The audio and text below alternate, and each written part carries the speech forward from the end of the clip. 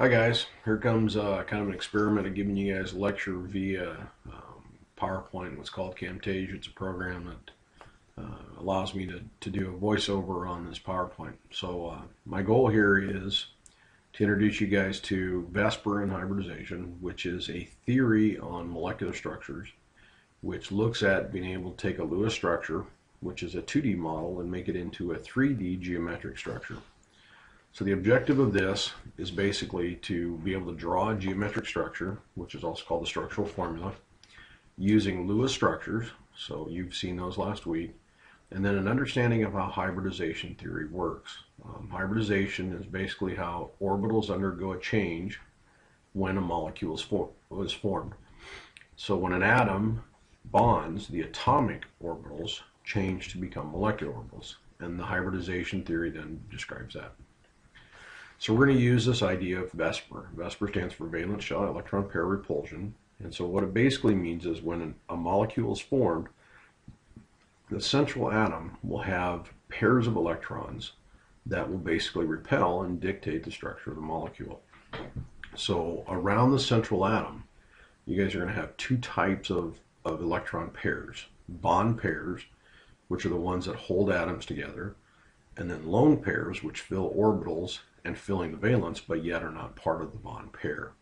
So as we go through this, you're going to see some of those structures, and you'll see how those electrons differ. So what this represents right here, this is called a valence or Vsepr equation. It's given as AXM LPN, and each one of those denotes something important. A reflects the central atom. So whenever we draw a structure, you need to find out what is my central atom, and that's A. So we'll just leave that as a variable in there. X is going to represent any peripheral atoms bonded to the central atom. Now again, this is peripheral atoms, not number of bonds. So you need to keep that straight. M is the number of peripheral atoms. Again, what we do is we call those bond regions. Just to point this out, a single and a double and a triple bond, even though they differ in number of pairs that are being shared, they still represent one bond region. LP stands for lone pair, and N then would denote the number of lone pairs on the central atom.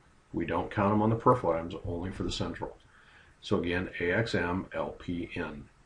We're going to use this to help dictate the structure of all our molecules.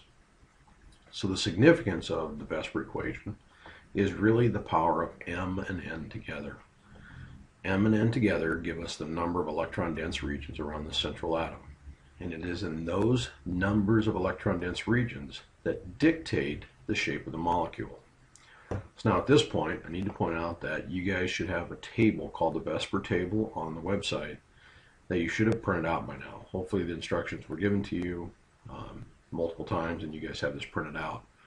We're going to use that table as we develop this theory and look at these structural formulas. So to do this, I'm going to set up an example. We're going to do the first example, and that's CH4. This molecule is actually called methane. It's the smallest of the organic or the hydrocarbon structures, and it's really the principal component of natural gas. So when we're back there in lab, man, where you have our Bunsen burners going, really what we're doing is combusting methane to produce carbon dioxide and water. And you guys will get to see that next semester when we do chemical reactions and stoichiometry. So we're going to use methane to try to explain this idea of Vsepr and hybridization. So my goal here is for you guys to be able to draw a Lewis structure for methane. Then you're going to do a formal charge to verify that you have a good structure. At that point, I'm going to get into some explanation about what is happening to the carbon. So I'll have you guys draw an electron configuration for a carbon atom. And then I'll have you guys do an orbital diagram for a carbon atom. Because what I want to be able to do is look at what is happening to carbon as an atom versus carbon in this molecule of methane. So then from there, I'm going to explain to you what hybridization is about and what's happening to the carbon to be able to go from the atomic structure of carbon to the bonded state in methane. So let's get started. Let's take CH4, and again, here's our steps. So we're going to go through the steps to make CH4, and if you guys remember, we had steps last time. I was there, I showed you guys how to do that. So the steps of Lewis structures was first thing is to draw a simple structure. So here's our molecular formula, CH4, and this over here represents our simple structure. Okay, just to reflect, simple structures where we'll take the least electronegative and make it the central atom, all with the exception of hydrogen. Hydrogen is never our central. So in this case, carbon is going to be our central, and then we singly bond all the remaining atoms, so that'd be the 4 hydrogens, to the carbon. And remember, each one of these dashes represents a bond pair. That would be a pair of electrons that are holding these 2 atoms together, or these 2, or these 2, or these 2. So these electrons then reside in the overlapped region between the 2 atoms. Now, once we've got the simple structure, our next step was to count valence electrons. So to do that, 1 carbon brings in 4 hydrogens. Well, remember, each hydrogen has 1. So if there's 4, then that means the hydrogens are bringing in a 4 total. So that means collectively, those 5 atoms have 8 valence electrons to fill everybody. So now our next step, step 3, was to subtract out the number of electrons that we have already used in the structure. So here's my 4 bond pairs. And again, each bond pair is 2 electrons. So 4 bond pairs is 8 electrons. So 8 minus 8 is 0. That means we have 0 electrons left over to be lone pairs. So go back up to your structure and make sure that everybody's full. Now remember, hydrogen needs only 2 electrons. So with this bond pair, that hydrogen is full. With that bond pair, this hydrogen's full. With that bond pair, this hydrogen's full. And with this bond pair, that hydrogen. Then we look at our central atom, carbon. Remember, it needs 8 to be full, but there are 4 bond pairs around it. And so that says that that carbon is full. So with our 8 electrons, we were able to fill all these up with that Lewis structure. So now we're going to check to make sure it's a good structure. Again, remember, we use formal charge to do that. Formal charge of carbon, so let's start with the center. Remember that the first 4 here represents the number of valence electrons that it has in the atom. So carbon comes in with 4, and then we're going to subtract 4 because we take half of every bond pair. So remember, these 8 electrons, even though they're in carbon, are being shared with hydrogen. So we assign 1/2 of every bond pair to carbon. So that means we have 1, 2, 3, 4 assigned electrons to carbon. So that means carbon has a formal charge of 0. Hydrogen, on the other hand, comes in with 1 electron and with 1 bond pair. 1/2 of the bond pair belongs to that, so we assign 1. So that means every hydrogen is 1 minus 1, 0. So both carbons and hydrogens have formal charge of 0s, which is what we like. And so therefore, we believe this represents the correct Lewis structure for the methane molecule. So now, here's where I need to diverge a little bit. According to this, carbon with 4 valence electrons has 4 bonds. But I want to be able to point out that the atom of carbon really doesn't help us predict how this bonds. So let me show you what I mean. To do an electron configuration for carbon, if you guys look at your periodic table, carbon up there has an atomic number of 6, sets underneath the 6A group. We would predict carbon's electron configuration, 1s2, 2s2, 2p2. So there's our 6 total electrons. The valence shell is our second, so there are 4 valence electrons. Okay, so this makes sense. We got 4 valence electrons, we have 4 bonds.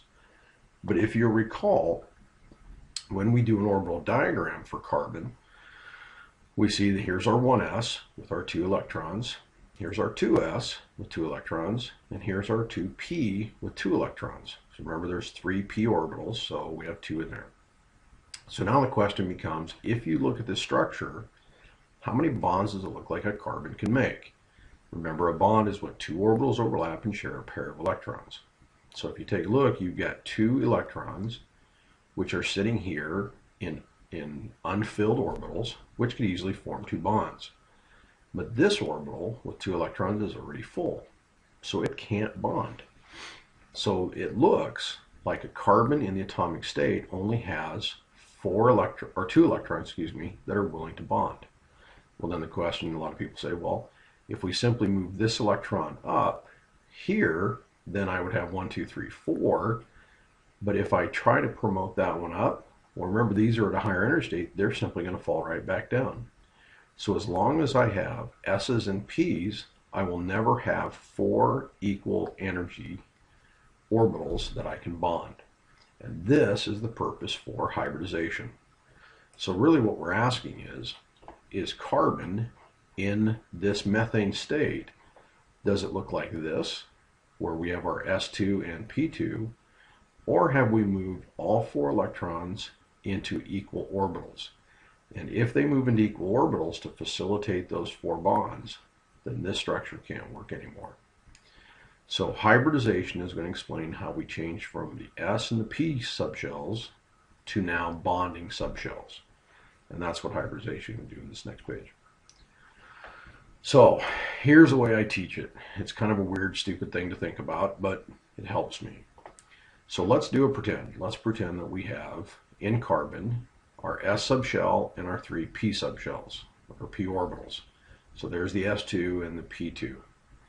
So this magic thing represents an orbital grinder. I've taught it this way for years, and it kind of makes sense to me, so bear with me. So just like a meat grinder, except now we have an orbital grinder, what we're going to do is we're going to shove orbitals in. Orbitals get shoved in the grinder, and then out comes hybrid orbitals.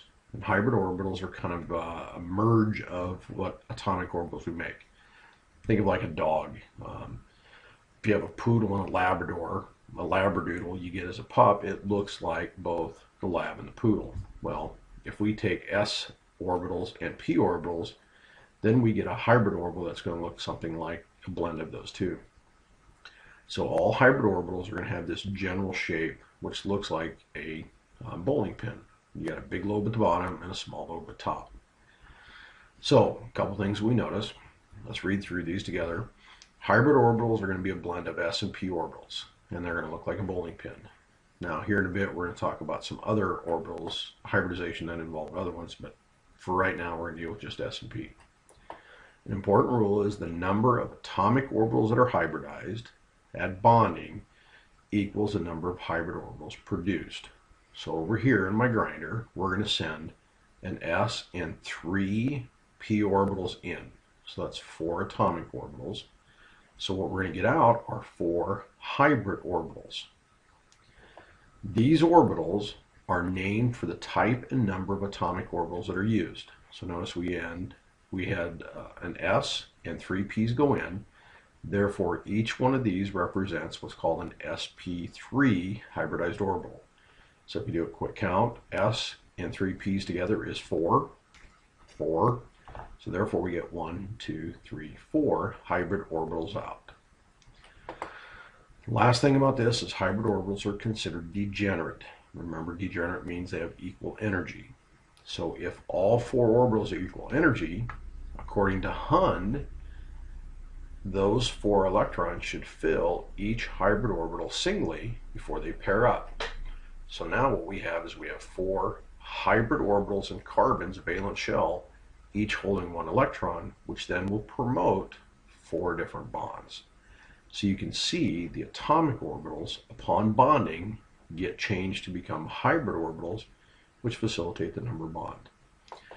So remember, degenerate means the same amount of energy, and that they're going to distribute themselves around the central atom's nucleus. So these 4 are going to spread out. So what happens here then basically? Well, it's this picture. Remember, carbon as an atom was 1s2, 2s2, 2p2.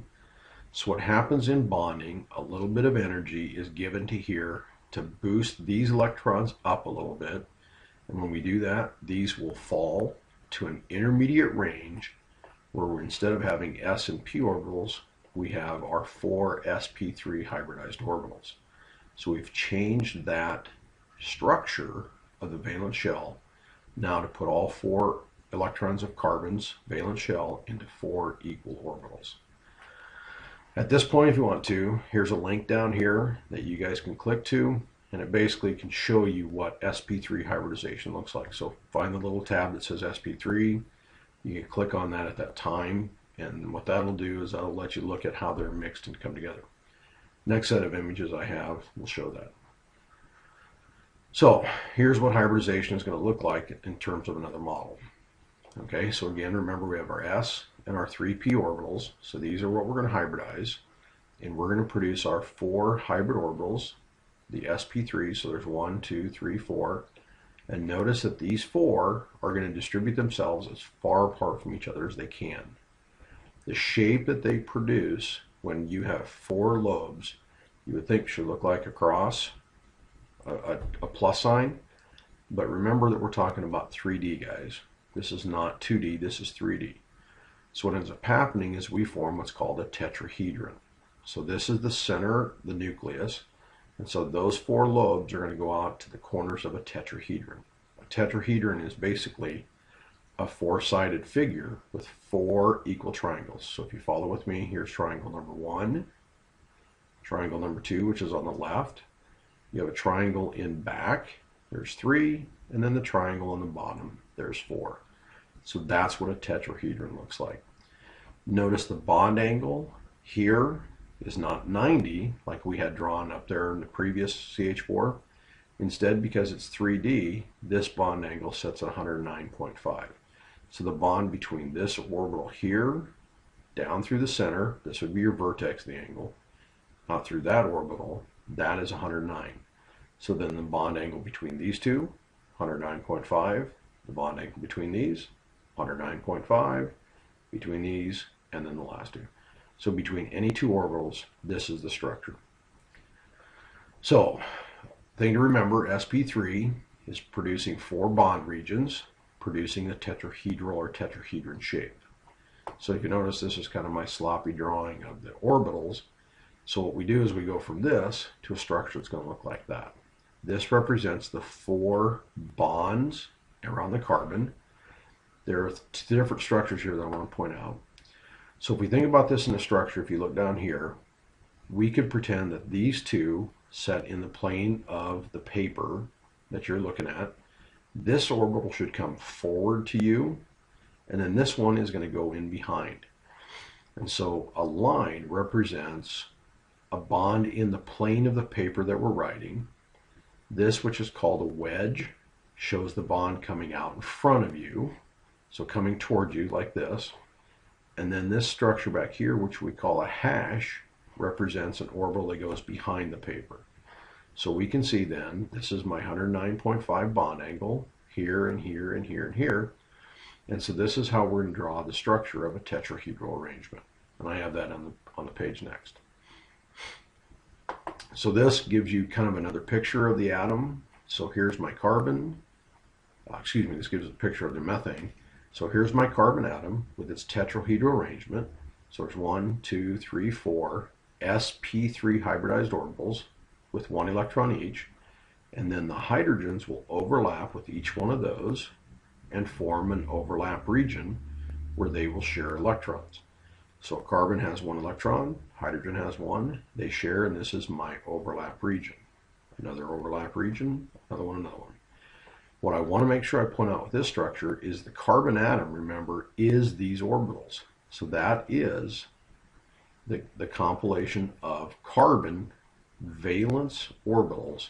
So this big circle represents carbon atom, and there are my overlapped hydrogens. Again, I left that tetrahedral arrangement on there so you can see that tetrahedron. So how do we use the table in class? And this is really kind of the important part of how we go from a Vsepr to the 3D molecular structure. So just to remember, we're going to use methane. So here's my Lewis structure. And from a Lewis structure, what we're going to do is we're going to go through a series of steps. So the Lewis structure, from this, we're going to write a Vsepr equation. Now remember, the Vsepr equation was AXMLPN. From that, we take our M and N, we add them up, and that gives me my electron dense regions. It's from these 2 and the Vsepr table that we have that we're going to be able to predict the hybridization. Once we predict the hybridization, then we can identify the shape.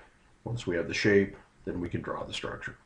And again, we're moving from a 2D structure after we find the shape to the 3D molecular structure. And so that was our goal. So for methane, here's our Lewis structure. So therefore, my Vsepr equation for this, AX4, again 1, 2, 3, 4, 4 peripheral atoms, LP0, no lone pairs on the carbon. So 4 plus 0 is 4 regions. 4 regions again represents 4 hybrid orbitals, which is sp3 hybridization. And the X4 LP0 with 4 region sp3 hybridization creates a tetrahedral arrangement. So from here we can draw the structure, and this is where our table comes into play. So this part of your table, if you guys will pull it out now and take a look at it, we're on the first page down towards the bottom where we have 4 electron dense regions, which gave us our tetrahedral arrangement. Remember, we had one in the plane going up, one in the plane down and right, one coming forward, and one going back. So this gives me my general arrangement of my 4 regions. The hybridization again was sp3, and the Vsepr that I'm looking at for methane is AX4LP0. So therefore, we can identify the shape as tetrahedral, and that gives us our bond angles 109.5. So this picture here would represent the geometric structure for the methane molecule. Again, having an AX4LP0 with 4 regions. So there's the carbon in the middle, and there's my tetrahedron. You guys can see that. Now, the advantage of this table is it lets us look at other structures, all based on 4, but varying by the number of lone pairs. So right next to it over here, we have the Vsepr AX3LP1. This is for a molecule called phosphorus trichloride. Now in phosphorus trichloride, notice the phosphorus, remember it has 5 valence electrons, produces 3 bonds, and that leaves a lone pair here. Well, unlike methane, which had a bond pair and an atom, the phosphorus has nothing to bond to up here. So therefore, this is my phosphorus, this is my phosphorus atom, overlapped with 3 chlorines. Again, it's still based on 4 total regions, 3 bonding regions and 1 lone pair region, which is still the tetrahedral arrangement, but the molecule now is called a trigonal pyramidal. Now, because the lone pairs are not being pulled up here to another atom, that means they have actually a little bit greater repulsion force on the bond pairs. So what happens is this bond angle closes down. Unlike over here where the bond angle is 109.5, in the trigonal pyramidal, it goes to 107. So this is where you guys will see that. So again, the lone pair region causes greater repulsion, closes that bond down. So this third one here in the list, AX2LP2, again, 2 plus 2 is 4 regions, again, sp3 hybridized, but now we're only going to have 2 bond regions and 2 lone pair regions. So a molecule that's indicative of that is water. Water, if we do the structure, we end up with 2 bond regions and then 2 lone pair regions on the oxygen. So now with 2 lone pairs taking up, and what I picked was these 2 orbitals to put the lone pairs in, so these 2 will represent my bond pair. So with 2 lone pair regions, that causes much greater repulsion, and that closes that bond down to 104.5. So as you look at this, don't freak out, because you're going to get to use your Vsepr table on the assessments, but you do need to be familiar with how they're used, and then also be able to draw these structures. So that represents methane, and basically what I did is showed you how we go from a Lewis structure all the way down to these molecular structures. And again, the key is these steps right here. So take a moment right now and make sure you write those steps out. Again, the step, get the Lewis structure, write the Vsepr. From the Vsepr, you should be able to figure out how many electron-dense regions. From the electron-dense regions in the Vsepr, you can figure out the hybridization.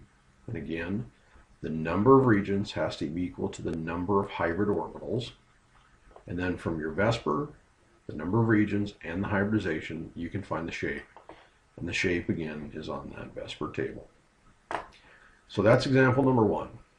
Time to move to another example. This example, we're going to take the molecular formula CHClO. So it's carbon, hydrogen, chlorine, oxygen in 1 molecule.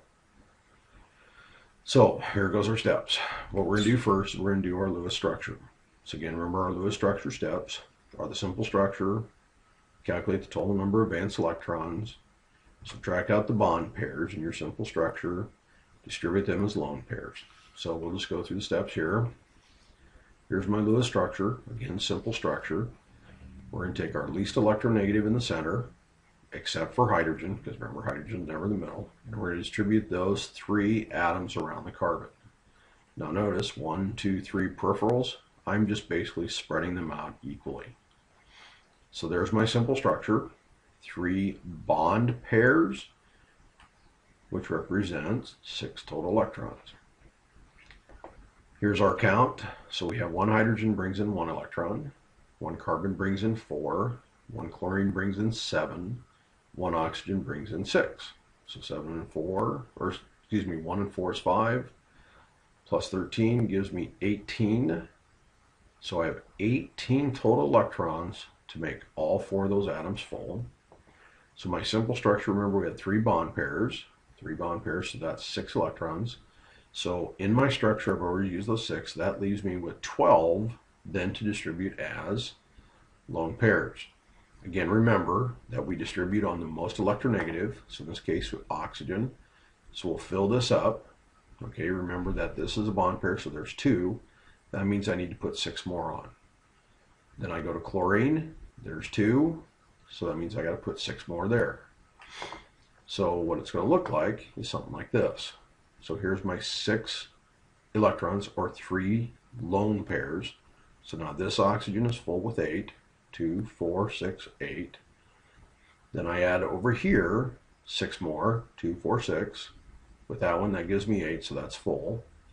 But if you remember, we only had 12 to put on. So there's 2, 4, 6, 8, 10, 12. So now I'm out of electrons. But you'll notice that the carbon only has 3 bond pairs, which means it has only 6 around it. It means it's not full. Carbon is not going to do octet contraction, meaning it's not going to have less than 8. So that means I am deficient in electrons. So remember when we were deficient, we convert a lone pair to a bond pair. Previously we probably did this one where we looked at evaluating which one to do it in. And if you recall, oxygen is the one that's going to be better at doing double bonds than any halogen. Don't ever draw a halogen with a double or a triple bond. So we're going to convert this lone pair to a bond pair, and that produces a double bond. So now math changes. Remember we had 18 total, but now I'm going to subtract 8 because I have 1, 2, 3, 4 bond pairs. So 4 bond pairs is 8 electrons. That leaves me with 10 electrons to be lone pairs. So I need 2, 4, 6, 8, 10. So now hydrogen's full with 2, chlorine full with 8, oxygen full with 8, and carbon full with 8. So once we're there, we verify with formal charge. So hydrogen 1 minus 1 is 0, carbon 4 minus 4 is 0, oxygen 6 minus 6 is 0, and chlorine 7 minus 7. Again, remember the first number is the number of electrons that come in as atoms, and then these are the number of electrons we assign based on bonding and lone pairs. So from this, all of our lone pair or all of our formal charges are 0. That means we probably have a pretty good structure.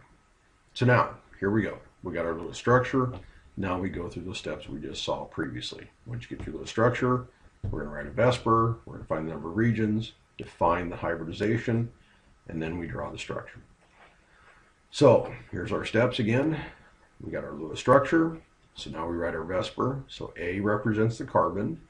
X peripheral atoms, 1, 2, 3. Notice, even though it's a double bond, we're only counting as one region. So AX3, LP0. Again, lone pairs on the central.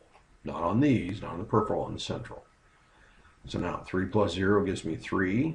So that means I'm only dealing with 3 regions, which means now we're dealing with only sp2 hybridized. So notice we are the missing p orbital from our hybridization. So now let's go back to the grinder and take a look at what that looks like. So here's my orbital grinder.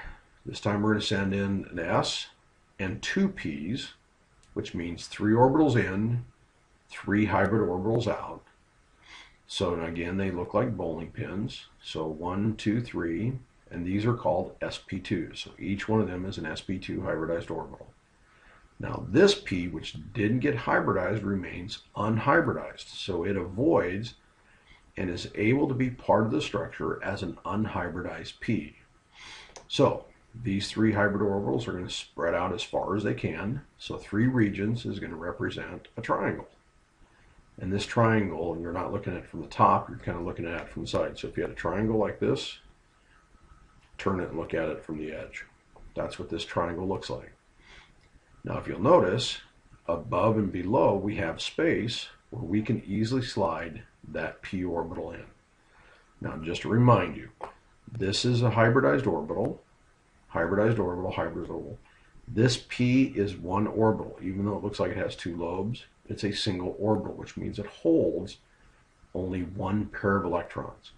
So this atom that's in the middle can hold 2, 4, 6, and then up here 8. So that would represent a full shell. So the p orbital now is going to provide us some interesting bonding characteristics. And you guys can probably already predict that to get a double bond, we're going to have two sets of orbital overlaps. So what does sp2 hybridization look like? So again, here's another picture that's kind of what I just drew for you. So these three in yellow represent my sp2 hybridized, and there's my unhybridized p in purple. So this is the side view. And then if I look down from the top, we can see it from the top. And again, I told you guys that sp2 hybridization represents a triangle. So you can see your triangle right there. So what I did is I drew a structure. I have a program called ChemSketch, and it lets me build molecules. So what I did is I simply made the molecule that we were just talking about, CHClO, and I am basically showing you what it looks like from the top view here. So here's my chlorine bonded to the oxygen, bonded to the chlorine, bonded to the hydrogen. Notice they're trying to keep it in perspective in terms of size. And then we can also look at what it looks like from the side view. So here's the overlap to the chlorine. So this orbital right here would basically overlap with one of the orbitals of chlorine and share a pair of electrons. This one will bond with an oxygen, and this one way back here will bond with the hydrogen. So now the question is, how do we get that extra bond between the carbon and the oxygen? Well, that's what this p orbital is going to allow us to do. So, kind of some drawings that I put together for you. So carbon in an sp2 hybridized, again, here's my three sp2s and my unhybridized p, is going to overlap with an oxygen that has the same hybridization.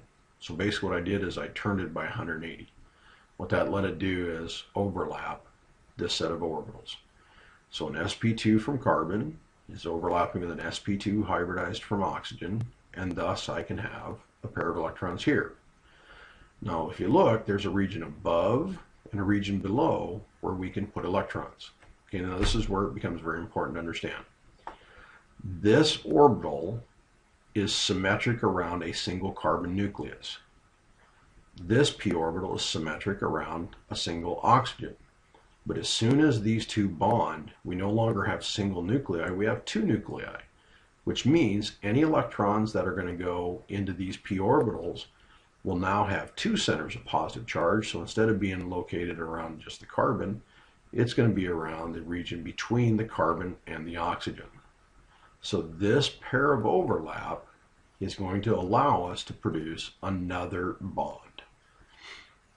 So to move on, just a reminder that all of these orbitals are part of carbon and all of these orbitals are part of oxygen. So really what we're looking at is the overlap of two atoms. But in doing so, we're going to create two regions of overlap space. And so that's what this picture is kind of showing you. So you got to do some serious looking in here. So this again is my carbon with its sp2 hybridized, and this is my oxygen with sp2 hybridized. So I've highlighted two overlap regions. This overlap region is between the two hybridized orbitals, and this region is actually on a line that connects the two nuclei.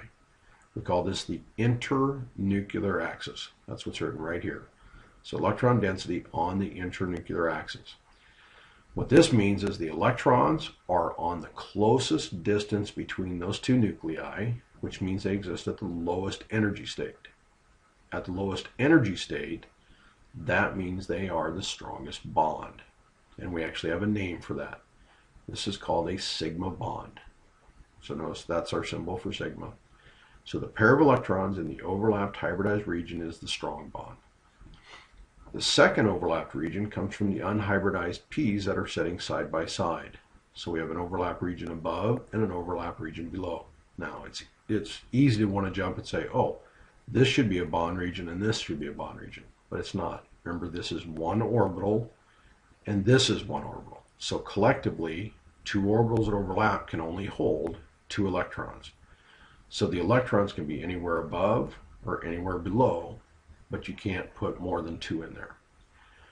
So because the overlap region is not on the internuclear axis, that means electrons are slightly farther away from the nuclei, and as being farther away, that means they have a higher energy state, and therefore the overlap region is a weaker bond. And we call the overlap region of the unhybridized P's a pi bond. Easy to remember. P orbitals creates pi bonds.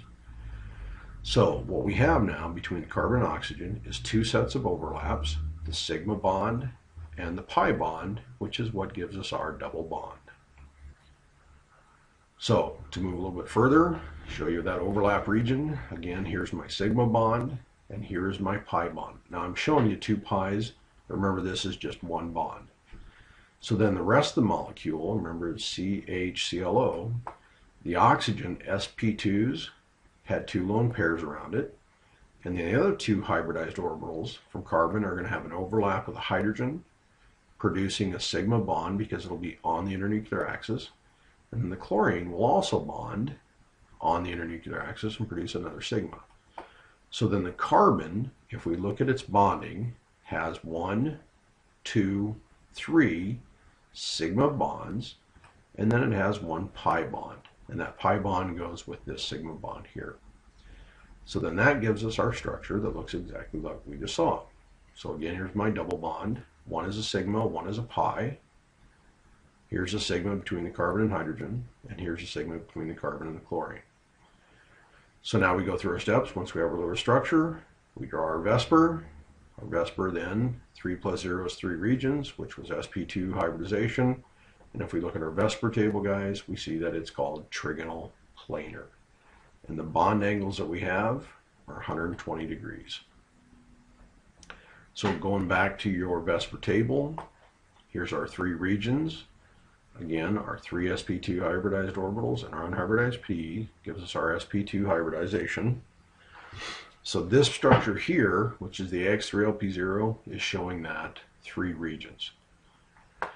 So the shape that we get, again, was our trigonal planar. Now, again, 3 regions can be done with 3 bond regions and 1 lone pair, or 0 lone pairs, excuse me, or we can do it from 2 bond regions and 1 lone pair. So again, it's 1, 2, 3 regions. So in this case, because this nitrogen has a lone pair, the molecule now becomes bent. And that bond angle is going to be slightly less than 120 because that lone pair is going to compress. So that represents the second type of hybridization, sp2. I found another picture to kind of hopefully make sense to you. This molecule here, which is C2H4, this molecule is called ethene or ethylene. If we threw 2 OHs on there, you'd call it ethylene glycol and you would get antifreeze, but that's beside the point. Just to show you again the 2 sets of overlaps that can exist in sp2.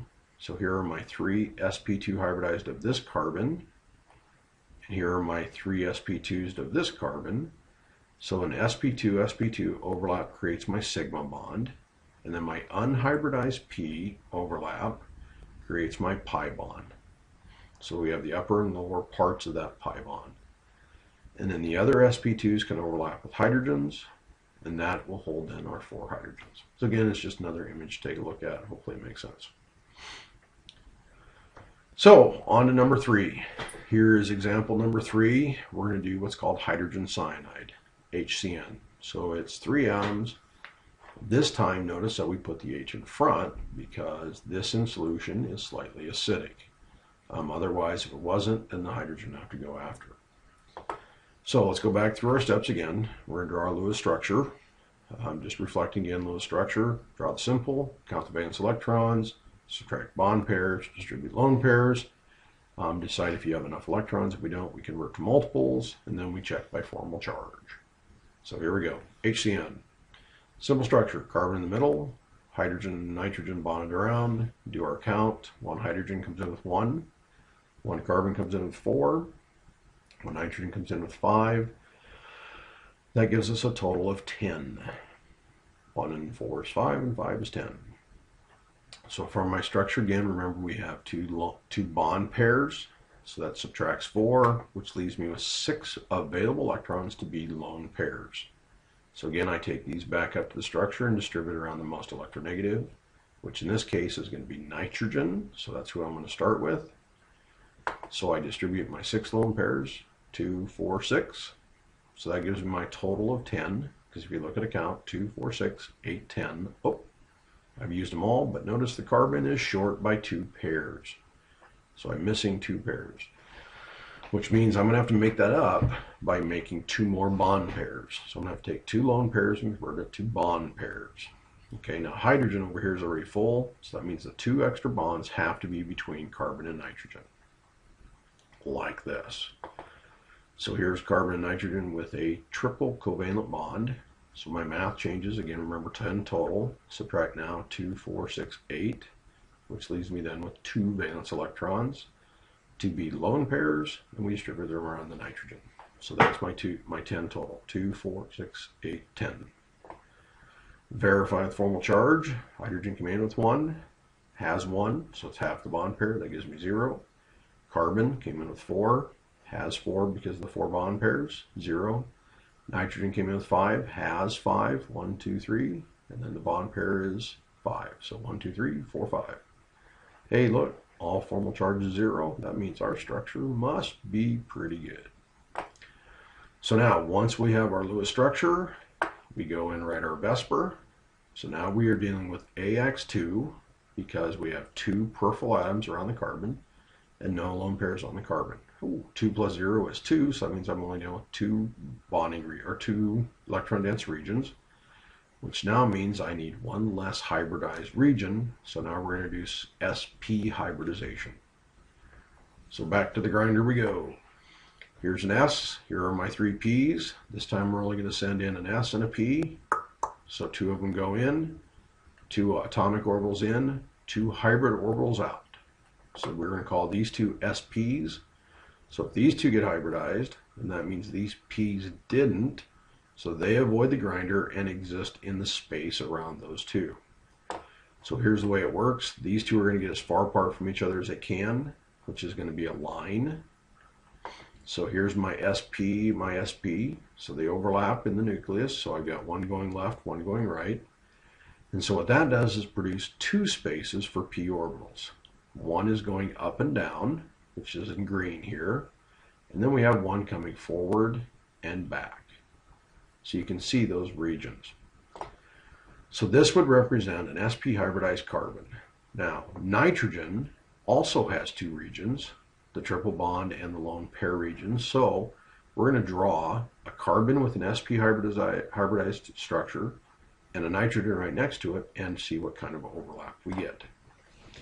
So this represents kind of an orbital diagram of hydrogen cyanide. So here's my carbon with an sp hybridization. So this purple here represents an sp, and then in blue represents the second sp. So there is an sp overlap in the carbon with an sp overlap in this nitrogen. So right here creates a sigma bond. That's this guy. Now remember, we had 2 sets of P's, one going up and down and one coming forward and back. So the green region represents this green p orbital overlapping with one of the nitrogen. So this becomes one of my pi bonds. And then the forward and back p can overlap in the front region and in the back region. And so this creates a sigma and 2 pi bonds, which represents my triple bond. Now the rest of the molecule, this sp here is going to overlap with a hydrogen, and then this sp in nitrogen will have a lone pair, which we can see right there. And so that gives us our structure, which is going to be linear. So if you will reference your Vsepr table, an X2LP0 with 2 regions, sp hybridized, is a linear structure. So it should look just like that. with this representing the triple bond. So on your Vsepr table, here's what we're looking at. My sp hybridized orbitals left and right, p up and down, p forward and back. So this is basically what that's representing. This molecule here, which is C2H2, is called ethylene, or also called acetylene. So if anybody ever does torches, acetylene is a gas that we use there mixed with oxygen. We get a blowtorch. So each carbon would have an AX2LP0. So this is carbon here. So two bond regions, two bond regions, two bond regions, no lone pairs, no lone pairs. So this structure then, which is an AX2LP0, sp hybridization is linear. So what I have here now is a picture that represents this acetylene molecule. So here's a carbon, and here's a carbon. They're both sp hybridized. So this is an sp hybridized orbital. This is an sp hybridized orbital. Going up and down is one unhybridized p, and forward and back is a second.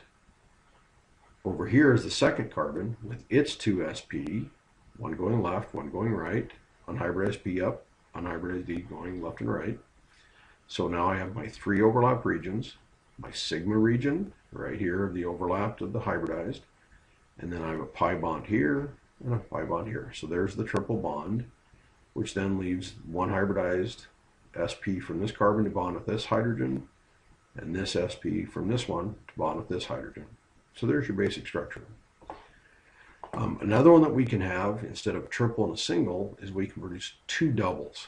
So this, which is carbon dioxide, CO2, is also made as an AX2LP0. So this carbon has two bond regions, no lone pairs. So again, it's AX2LP0. It's also linear, but it's going to look like this. So here's my carbon, again, sp hybridized. So now in yellow, we have our two hybridized orbitals. Here's my unhybridized p going up and down, and here it is going left and right. So to have two double bonds, that means this carbon is going to have a double bond with this oxygen, so it's got a sigma here, and then it's only going to use one of its p's with this oxygen. So that means this is 1, 2 bonds, so there's a double, and then over here, it's using its other hybridized sp to overlap. That creates a second sigma. But then, instead of the up and down p orbitals, we're going to use the forward and back. And that creates the pi bond over here. So we have 1, 2, 1, 2. So there's your two double bonds. And that carbon, to do two double bonds, had to be sp hybridized. Two hybrid orbitals, two unhybridized p's. We can also get two regions from AX1LP1. So 1 and 1 is 2. And this would be your cyanide ion, which really what we saw last time with hydrogen cyanide. The only difference is instead of having a hydrogen here, you just have a lone pair. So that represents then the two possibilities for sp hybridization. Sweet. Okay, let's take it one more step. So now you need to flip to the back side of your Vsepr table, because we're going to do now two additional ones that involved octet expansion. If you recall, last week we did a couple of examples where central atoms can do octet expansion by hybridizing now with a d orbital. Remember the three characteristics of octet expansion for atoms to do it. Number one, they had to be in the third energy level or higher. They had to have 4 or more, typically 5 or more valence electrons, and they also had to be nonmetals. So what I'm going to do is I'm going to show you the hybridization that we extend past 4 regions. So here's the first one. We did PCl5 last week. So now we're going to look at how the hybridization occurs. So in phosphorus, phosphorus is 1s2, 2s2, 2p6, 3s2, 3p3. That gives us 5 valence electrons in a phosphorus. So now what's going to happen is those 5 electrons are going to do hybridization with a d to produce 1, 2, 3, 4, 5 hybrid orbitals. Now 5 hybrid orbitals is more than what we had before, so therefore we're going to have to bring in a d suborbital or orbital. So that's going to give us what's called an sp3d hybridized orbital. So there are 5 of them. Count 1s, 3p's, 1d gives us 5 orbitals. So those 5 orbitals are going to spread out as far as they can. And actually, we saw this structure. It looks like an sp2, 1, 2, 3. But instead of being a single p, these are actually separate orbitals themselves. So we have 1, 2, 3, 4, 5 orbitals. And that's what's going to support our 5 bond regions. So this represents sp3d. We also last week saw sf6, where we have 6 bond regions. So we're going to see the same kind of thing again. Sulfur with 6 valence electrons is going to take its electrons from the 3s to the 3p and also the 3d, and it's going to move some electrons around so that we get 6 hybridized orbitals with 6 electrons all in these same ones, which then allows them to produce 6 bonds. So now 6 regions are going to separate themselves out. 4 of them will go in the plane, and then 1 up and 1 down. And what this creates, if you look at the shape, looks like a pyramid here, and then you get a pyramid here. So you actually have 2 pyramids. This is actually called an octahedron. This one, which has only 3 in the plane, would make what looks like kind of a tetrahedron. And then a second one down here, we actually call this a trigonal bipyramid. So this is sp2d, or excuse me, sp3d, and this is sp3d2. So again, 1 and 3 plus 2 more gives me my 6 regions. So just to kind of give you a picture of what this looks like, here's our sp3d, 1, 2, 3, 4, 5. So this is a general structure. Okay, so if you'll notice, 1, 2, 3, these 3 here look like they're in the plane of the paper. So we could draw these as straight lines. This one is coming forward, so that means we could draw it as a wedge. And then this one goes behind, so this one is drawn as a hash. So again, 1, 2, 3 lines, wedge, hash. sp3d2 gives me 1, 2, 3, 4, 5, 6 regions, 4 in the plane, 1 going up, 1 going down. And really, if you turn your head funny, you could call those 4 in the plane up and down. And you can pick any set that you want, but it all looks basically the same. So now with this, we actually have 4 in the plane of the paper, 1, 2, 3, 4. So I could draw these as lines, and then this coming forward, which would be a wedge, and this one going back. Or you can spin it so that you have 2 in the plane, and these 2 coming forward, and these 2 going back. So that would be a wedge, a hash, and a hash. Just make sure that these 2 look like they go across from each other, and these 2 look like they go across. So I'm going to show you that on the next slide, which is from the Vsepr table. So here's our 5 regions, and here's our 6 regions. So 1, 2, 3, 4, 5. So there's my 5 regions. And this is what I was showing you in the last picture. Here's an AX5LP0, which is a trigonal bipyramidal. So I have 1, 2, 3 in the plane, setting flat. These 3 are in the trigonal group, so these are 120 bond angle. This is a 90-degree bond angle, so that's why we have the 120s and 90s. And so this represents my trigonal bipyramidal. So there's one trigonal pyramid, and the second one going down, and so there's your structure. So now we can replace bond regions with lone pair regions. Again, we keep the same overall hybridization because 4 plus 1 is 5. But now instead of the trigonal bipyramid, we replaced.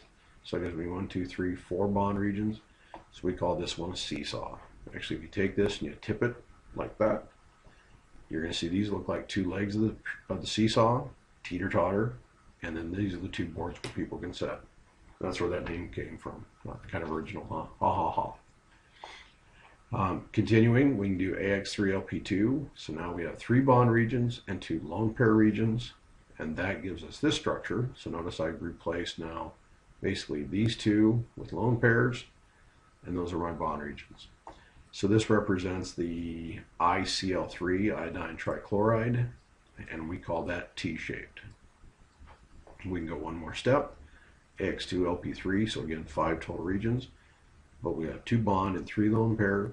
And so what happens is we put the lone pairs basically on the 120-degree bond angle. So notice they're all within that 120-degree bond angle. And so this molecule then becomes linear. So pretty slick. The sixth region, ASP3D2, so 1, 2, 3, 4, 5, 6 regions. Again, here's our octahedron. Like I showed you last slide, we had 1, 2, 3, 4 in the plane, this one coming forward and this one going back. And so that is your octahedron. And just like we've seen before, replace bond regions with lone pair regions. In this case, it doesn't matter which one you can pick any of them. I picked the bottom, so that creates what's called a square pyramid. There's your square coming up to your top, so that's your square pyramid. So all these bond angles are 90, and then you can do one more lone pair region, take off a bond pair, so AX4LP0, and this becomes a square planar model.